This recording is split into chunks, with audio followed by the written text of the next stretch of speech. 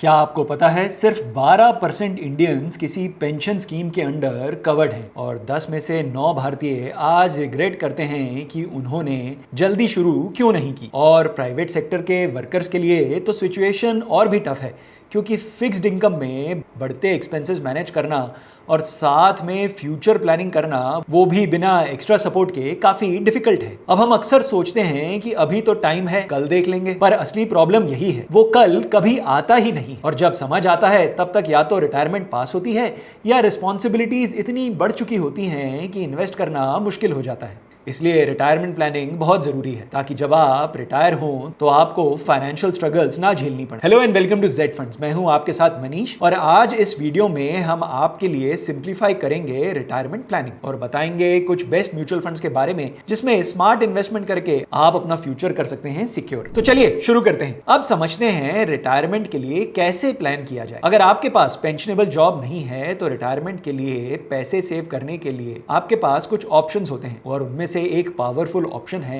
Mutual fund. Pension और retirement mutual funds आपको एक रिटायरमेंट कॉर्पस बनाने में मदद करते हैं, जिससे आपकी फ्यूचर की जरूरतें इजीली पूरी हो सकें। ये एक ऐसा इन्वेस्टमेंट प्लान होता है जिसमें लोग अपनी सैलरी का एक हिस्सा इन्वेस्ट करते हैं ताकि रिटायरमेंट के बाद रेगुलर इनकम मिलती रहे। ये फंड्स लॉन्ग टर्म इन्वेस्टमेंट की तरह देखे जाते हैं और इनका 5 साल का लॉक इन पीरियड होता है, या जब आप रिटायर हो जाएं तब इसे विड्रॉ कर सकते हैं। चलिए इसे एक सिंपल एग्जांपल से समझते हैं। मान लीजिए आज आपका मंथली खर्च है 50,000 रुपए। अब अगर हम एवरेज इन्फ्लेशन रेट 6% मान लें तो 25 साल बाद ये 50,000 बढ़कर 2,14,000 रुपए के आसपास हो जाएगा। और ये सिर्फ बेसिक डेली एक्सपेंसेस हैं। रिटायरमेंट के बाद हेल्थ रिलेटेड खर्चे भी काफी बढ़ जाते हैं। अब लोगों के मन में ये सवाल होगा कि रिटायरमेंट के बाद उनके पास कितना पैसा होना चाहिए। ये हम आपको समझाएंगे रूल ऑफ 300 एंड 4% से। चलिए इसके लिए कुछ सिंपल कैलकुलेशंस देखते हैं। सबसे पहले बात करते हैं रूल ऑफ 300। अगर आपको ये देखना है कि रिटायरमेंट के बाद आपको कितना पैसा चाहिए होगा अगले 25 साल तक, यानी 300 महीनों के लिए, तो आप अपने मंथली एक्सपेंस को 300 से मल्टीप्लाई कर दीजिए। ये 25 साल का कैलकुलेशन इसलिए होता है क्योंकि अगर आप 60 की एज में रिटायर होते हैं तो आपका कॉर्पस आपको अगले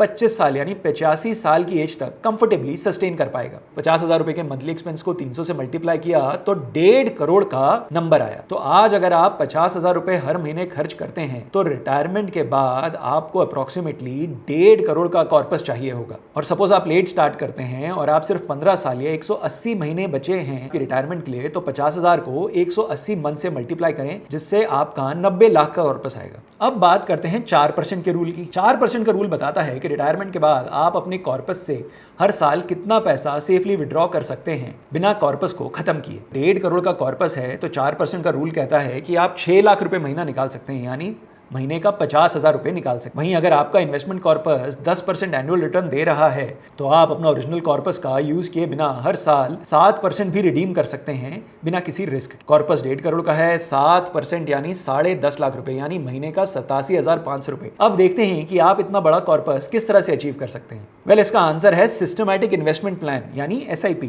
लेट्स अज्यूम आपकी रिटायरमेंट एज 60 साल है, तो अगर आप 25 की एज से रिटायरमेंट प्लानिंग शुरू कर रहे हैं तो आपका इन्वेस्टमेंट होराइजन 35 साल का हो गया, 35 इयर्स का हो गया। तो मंथली SIP हो गई 3,000 से 5,000 रुपए के बीच में। इस SIP से आप 1.5 से 2 करोड़ का कॉर्पस बना सकते हैं। अगर एक छोटा अमाउंट भी जल्दी और सही टाइम पर इन्वेस्ट किया जाए तो कंपाउंडिंग के मैजिक से वो अमाउंट काफी बढ़ जाता है। अगर आप 30 साल के हैं, 30 की एज में यही सेम गोल अचीव करने के लिए आपको ऑलमोस्ट इसका डबल अमाउंट इन्वेस्ट करना होगा। इन्वेस्टमेंट होराइजन हो गया 30 साल, मंथली SIP हो गई 5,000 से 7,000 रुपए के बीच में, तो आपका एक्सपेक्टेड कॉर्पस होगा 1.5 से 2 करोड़ रुपए। और यही काम अगर आप 40 की उम्र में शुरू करते हैं, यानी अब आपके पास रह गए हैं सिर्फ 20 साल, तो कितना पैसा करना होगा आपको मंथली इन्वेस्ट? क्योंकि अब इन्वेस्टमेंट होराइजन रह गया है 20 साल, आपको SIP करनी होगी 12 से 15,000 रुपए तक की, ताकि आपका एक्सपेक्टेड कॉर्पस हो सके 1.5 से 2 करोड़ रुपए। इसलिए start small but start early, क्योंकि कंपाउंडिंग एक ऐसा जादू है जो सिर्फ वक्त और पेशेंस के साथ ही काम करता है। इन्वेस्टमेंट ऑप्शंस की सिलेक्शन टोटली आपके रिस्क एपेटाइट और आपके इन्वेस्टमेंट होराइजन पे डिपेंड करता है। Now where to invest. अब देखते हैं कि किन म्यूचुअल फंड स्कीम्स में आपको इन्वेस्ट करना चाहिए। अगर लॉन्ग टर्म की बात करें, यानी 10 साल से ज्यादा का टाइम होराइजन है, तो आप इन्वेस्ट कर सकते हैं इक्विटी म्यूचुअल फंड्स में। इक्विटी म्यूचुअल फंड्स जैसे बंधन स्मॉल कैप फंड और ईडलवाइज मिड कैप फंड। वहीं अगर शॉर्ट टर्म की बात करें, यानी इन्वेस्टमेंट होराइजन 2-3 साल का है, तो आप हाइब्रिड फंड्स में इन्वेस्ट कर सकते हैं, जैसे HDFC बैलेंस्ड एडवांटेज फंड